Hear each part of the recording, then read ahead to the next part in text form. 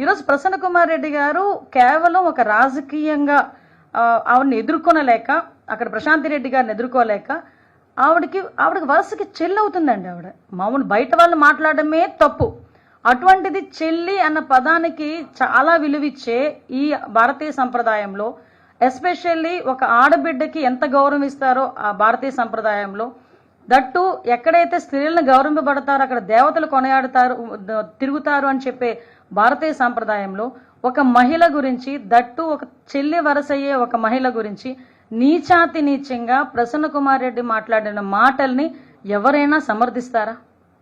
సమర్థించే పరిస్థితులు ఏదైనా ఉన్నాయా? అంటే ఈరోజు ప్రసన్న కుమార్ రెడ్డి ఇంటికి జగన్మోహన్ రెడ్డి వెళ్ళి పరామర్శించాడు అంటే ప్రసన్న కుమార్ రెడ్డి మాటల్ని జగన్మోహన్ రెడ్డి సమర్థిస్తున్నాడా? ఇదేనా మహిళల పట్ల జగన్మోహన్ రెడ్డికి ఉన్న చిత్తశుద్ధి? మహిళల పట్ల ఉన్న గౌరవం ఇదేనా? మాట్లాడితే నా అక్క చెల్లెమ్ములు అని చెప్పి ఊదరగొట్టాడు కదా.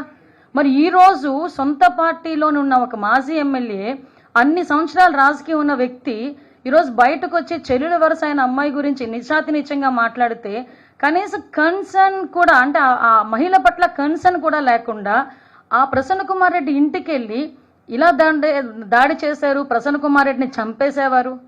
అరే ఇక నేను ఒక విషయం మాట్లాడాలండి. ఆ రోజు మా పట్టాభి గారు ఒక మాట మాట్లాడితే ఏదో మీకు కోపం వచ్చింది, మీ కార్యకర్తలకి బీపీలు వచ్చినాయి అని చెప్పి సాక్షాత్తు మా తాలూకా పార్టీ ఆఫీసుల మీద దాడి చేసే పరిస్థితి మీరందరికీ తెలుసు. ఆ రోజు కేసులు పెడితే కనీసం కేసులు తీసుకోవడానికి కూడా ఒక పోలీసు కూడా ముందుకు రాలే. ఈ రోజు మా పరిస్థితి అది కాదు. ఈరోజు ప్రసన్న కుమార్ రెడ్డి గారి ఇంటి మీదకి దాడి చేసిన వాళ్ళందరి మీద కూడా కేసులు పెట్టాం. వాళ్ళు ఎవరెవరి మీద అయితే కేసులు పెట్టారో వాళ్ళందరి మీద కూడా మేము కేసులు పెట్టాం. ఈరోజు వాళ్ళందరికీ నోటీసులు ఇష్యూ చేశాం. వాళ్ళందరూ కూడా ఎంక్వైరీకి వస్తున్నారు. అంటే ఈరోజు ప్రజాస్వామ్యబద్ధంగా ఎవరికైనా అన్యాయం జరిగినా, పూర్వాపరాలు ఎలా ఉన్నా కూడా ప్రాథమిక విచారణ నిమిత్తం కేసులు పెట్టే బాధ్యత కూడా మేము తీసుకుంటున్నాం. ఈరోజు ప్రసన్న కుమార్ రెడ్డి గారి మాటల గురించి నాకు ఇక్కడే ఒకసారి అనిపిస్తుంటుందండి. జగన్మోహన్ రెడ్డి గారి మానసిక స్థితి అని చెప్పి ఇందాక నేను అన్నాను ఒక మాట. ఆ మానసిక పరిస్థితి ఎలాంటిదంటే, తల్లి గురించి చెల్లి గురించి కూడా నీచాతి నీచంగా మాట్లాడినా కూడా నోరు మెదపలే. నేను ఈ సందర్భంలో ఒక మహిళగా మాట్లాడుతున్నానండి. యాజ్ అ హోమ్ మినిస్టర్గా నేను మాట్లాడట్లే, నిజంగా ఒక బాధ కొద్దీ మాట్లాడుతున్నా. ప్రజలకు సేవ చేసుకోవాలి అనే మహిళలు రోడ్డు మీదకి వస్తే వాళ్ళకే రక్షణ లేకపోతే పరిస్థితి ఏంటి?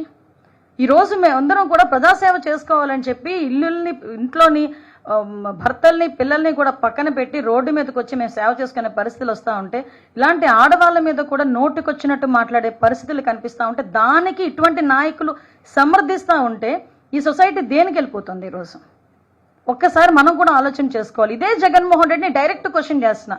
నిన్న మొన్న ఏదో ఎన్సీఎల్టీలో ఒక కేసు గెలిస్తే ఏదో గెలిచానని చెప్పి సంకలు గుద్దుకున్నాడండి. సారీ, ఈ పదం ఉపయోగించకూడదు.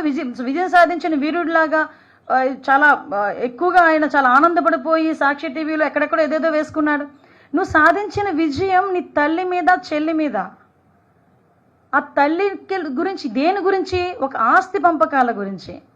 ఇంకొక విషయం కూడా చెప్పాలి. ఇదే తల్లి గురించి, చెల్లి గురించి కూడా నోటికొచ్చినట్టు సోషల్ మీడియాలో, వైఎస్ఆర్సీపీ సోషల్ మీడియా హ్యాండిల్స్లోనే నోటికొచ్చినట్టు చాలా వల్గర్గా మాట్లాడి, వల్గర్గా ఫొటోస్ మార్పింగ్ చేసిన రోజు కూడా జగన్మోహన్ రెడ్డి మాట్లాడలే.